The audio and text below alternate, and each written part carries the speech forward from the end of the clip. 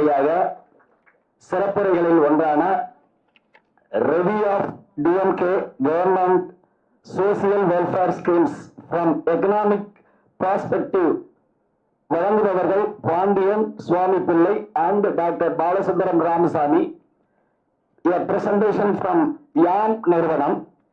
அதற்கு முன்னதாக இந்த சிறப்புரைகள் ஒன்றான YAM DMK ரெவியூ உரையை அறிமுகப்படுத்த திரு சதாசிவம் அவர்களை மேடைக்கு அழைக்கிறோம். பாருங்கள்.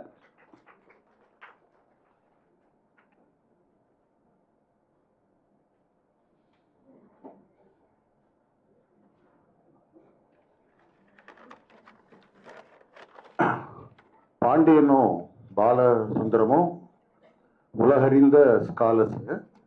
அவங்களுக்கு கொடுத்த நேரம் ஒரு 10 நிமிஷம் தான் கொடுத்துருக்காங்க. அதனால அவங்க இந்த ஸ்கீம்ஸை பற்றி ஒரு பெரிய டீட்டெயில்டான ஒரு ப்ரெசன்டேஷன் கொடுக்க முடியாது. ஆனால் அதனுடைய ஸ்கெலிட்டனை உங்களுக்கு இன்னைக்கு விளக்கிடுவாங்க.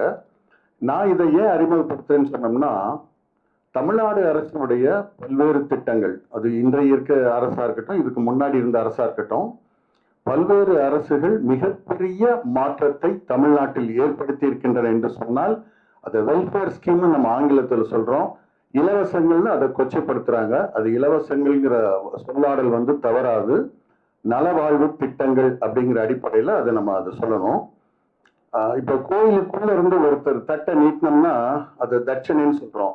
அதே இது கோயிலுக்கு வெளியில இருந்து ஒருத்தர் ஐயான்னா அது பிச்சைன்னு சொல்றோம். ரெண்டுக்கும் எவ்வளவு மென்மையான வலிமையான வேறுபாடு இருக்குங்கிறத நம்ம புரிஞ்சுக்கிட்டோம்னா இது இலவசம்னு சொல்றதா இல்லது நல்வாழ்வு திட்டங்கள் சொல்றதாங்கிறத நம்மளால புரிஞ்சுக்க முடியும்.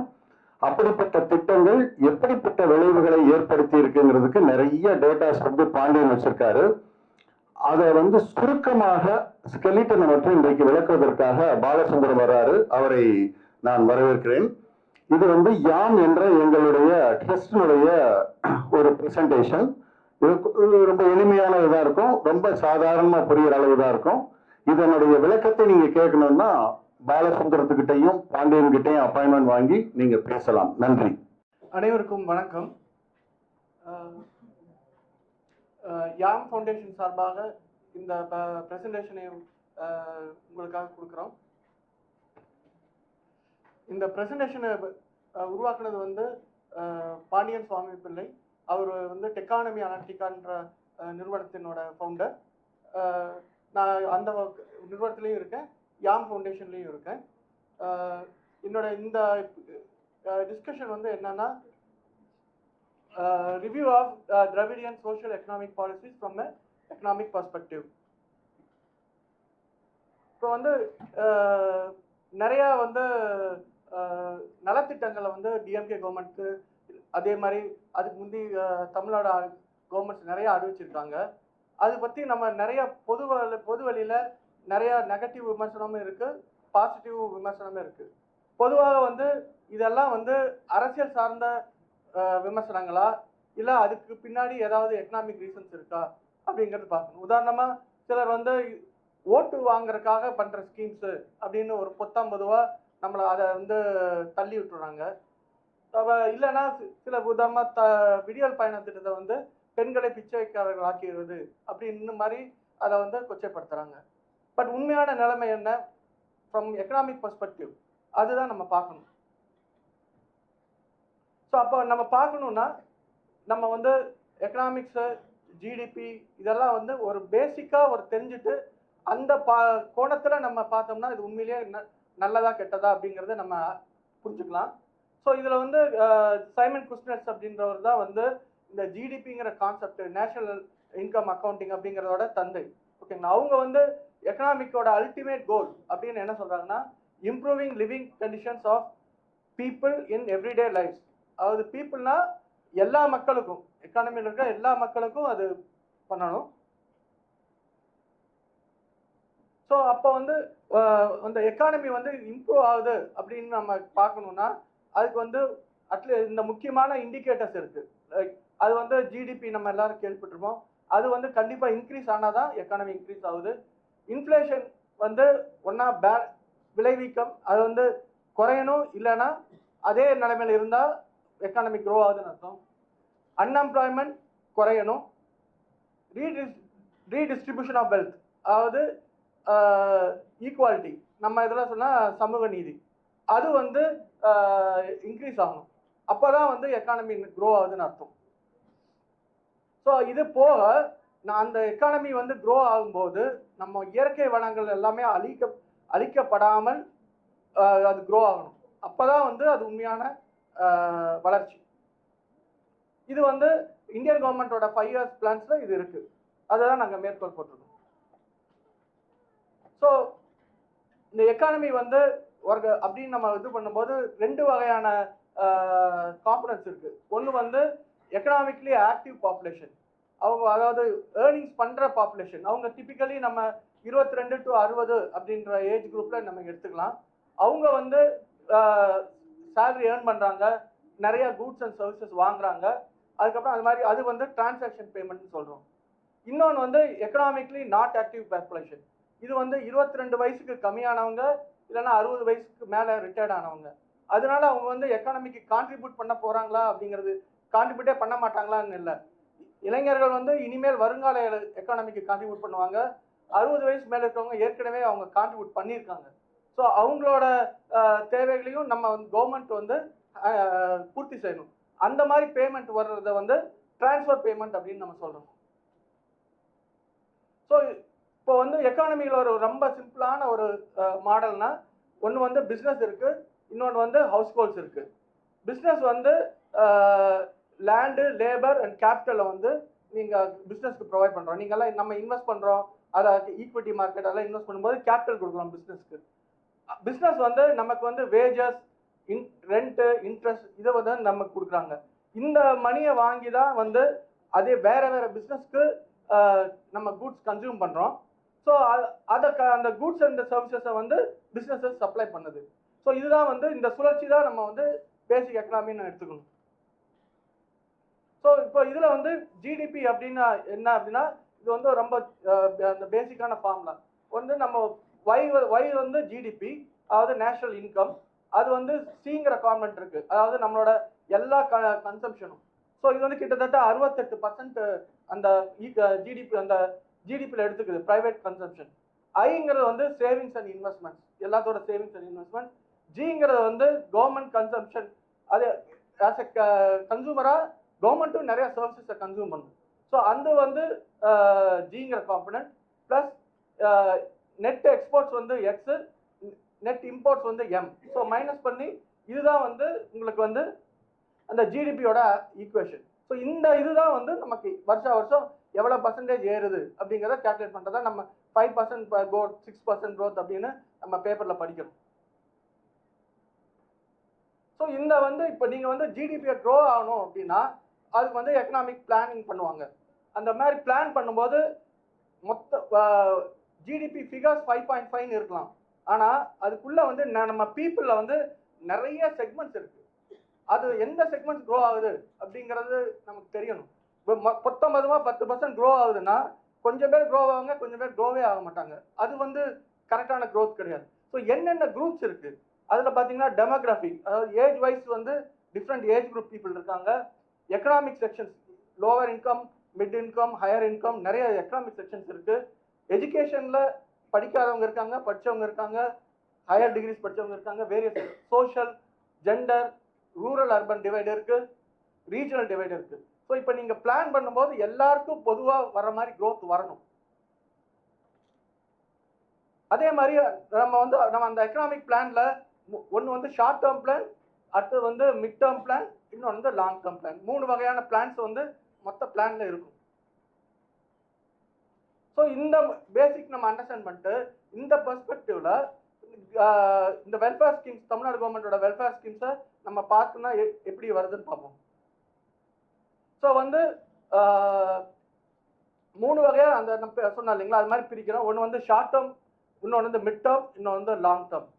வந்து ஷார்ட் டேர்ம் அப்படின்னா என்னன்னா, நீங்கள் வந்து கவர்மெண்ட் வந்து ஒரு ஸ்பெண்டிங் பண்ணுதுன்னா அந்த ஸ்பெண்டிங் வந்து திருப்பி எக்கானமிக்கே எவ்வளோ சீக்கிரமாக வருது. இப்போ உதாரணமாக நீங்கள் விடியல் பயணம் திட்டம்னா நம்ம ஃப்ரீ பஸ் சர்வீஸ் கொடுக்குறோம். அவங்களுக்கு வந்து அந்த ஒரு பெனிஃபிட் மணி வருதுன்னா அது வந்து அந்த பெனிஃபிட் வந்து ஒரு மாதத்துக்குள்ளேயே திரும்பி எக்கானமிக்குள்ளேயே வந்துடும். இதே வந்து நீங்க வந்து மிட் டேர்ம்னா இப்போ நீங்க வந்து உரிமை தொகை இல்லைன்னா உரிமை தொகை கொடுக்குறீங்க, ஃப்ரீ லேப்டாப் கொடுக்குறீங்க. ஃப்ரீ லேப்டாப் கொடுக்கும்போது அவங்க வந்து படிச்சு அவங்க வந்து ஒரு டிகிரியோ வேற ஏதோ வாங்கி அவங்க வந்து இந்த வேலை வாய்ப்பு இதுக்குள்ள எக்கானமிக்குள்ள வர்றதுக்கு கிட்டத்தட்ட ஒரு 5 to 6 years ஆயிரும். அப்போ வந்து அது வந்து மிட் டேர்ம் நம்ம சொல்றோம். இதே வந்து குழந்தைகள் சின்ன வயசுல இருந்து நம்ம ஆரம்பிக்கிறோம் அப்படின்னா அது 12 வருஷம் 15 வருஷம் அதோட பெனிஃபிட்ஸ் நமக்கு அடையிறது. ஸோ அதனால அந்த மாதிரி ஸ்கீம்ஸ் வந்து லாங் டேர்ம், அதாவது நம்ம இவங்க கொடுக்கறது எல்லாமே வந்து ஒரு இன்வெஸ்ட்மெண்ட். அதோட பலன் வந்து 12 வருஷம் இல்லைன்னா 5 வருஷம் இல்லைன்னா இம்மிடியட்டா கிடைக்கும்.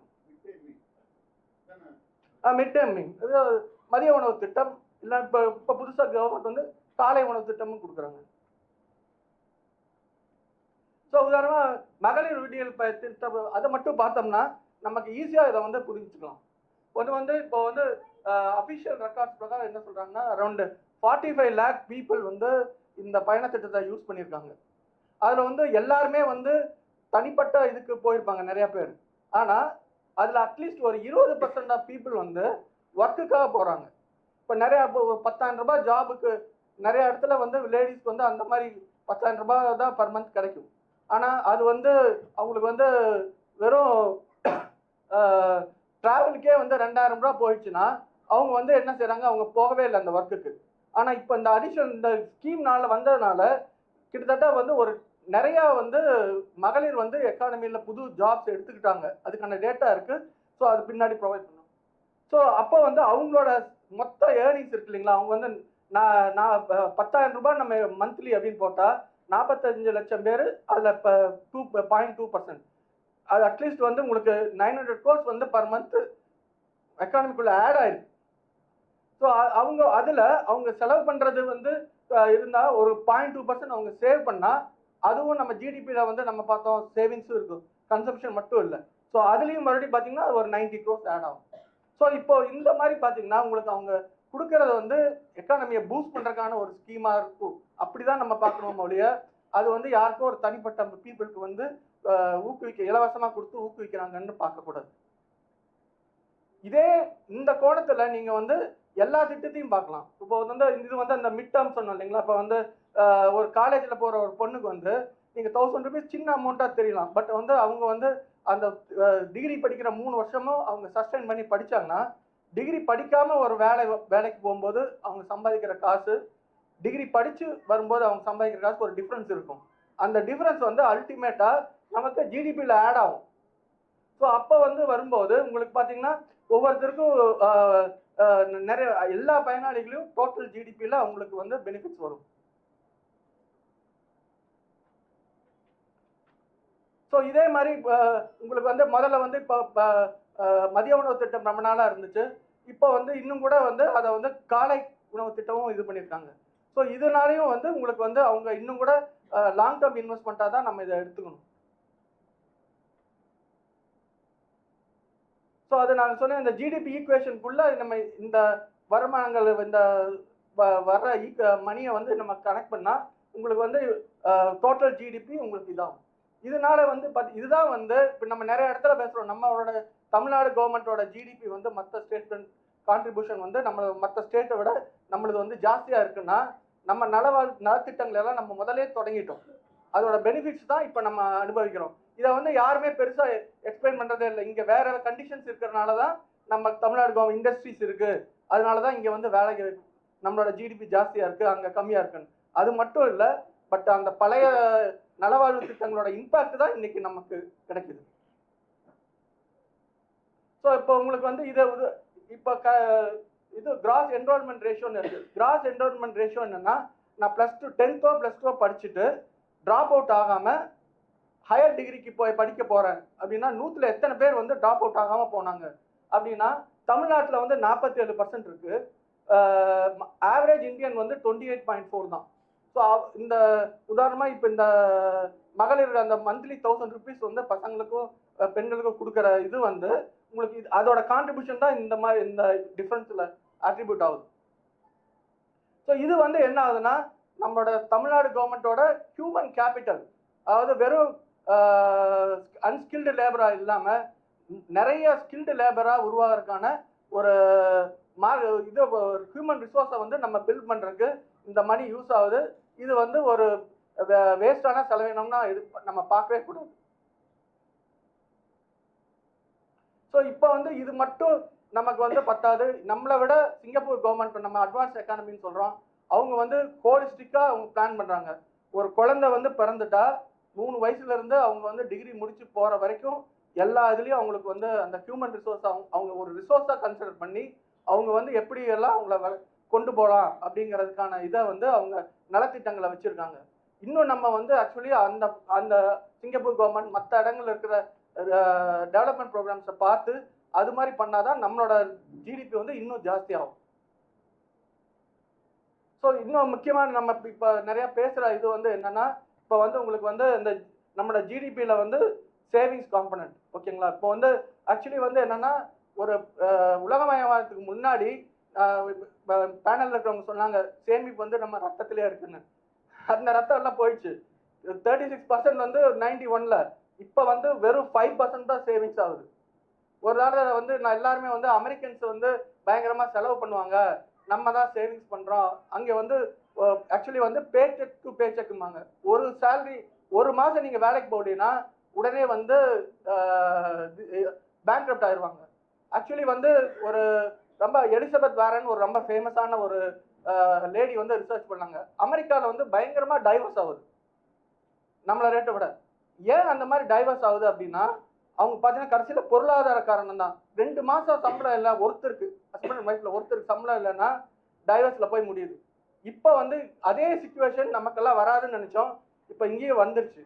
ஸோ இந்த மாதிரி சுச்சுவேஷனில் இப்போ வந்து இந்த ஈக்குவேஷன்ஸ் இதெல்லாம் வச்சு பார்க்கும்போது கொஞ்சம் நம்ம பொருளாதார அறிவையும் நம்ம கொஞ்சம் இது பண்ணிட்டு சோஷியல் பிரச்சனையும் பொருளாதாரமும் இன்டர் கனெக்டட், அதை நம்ம உணர்ந்துக்கணும். ஸோ இது வந்து எங்கள் டெக்கானமி அனலிட்டிக்கா வந்து இந்த மாதிரி நிறைய ஆக்சுவலி நிறைய டேட்டாலாம் அனலைஸ் பண்ணுறோம். ஸோ அதில் வந்த இன்சைட்ஸ் தான் இந்த இன்சைட்ஸ்.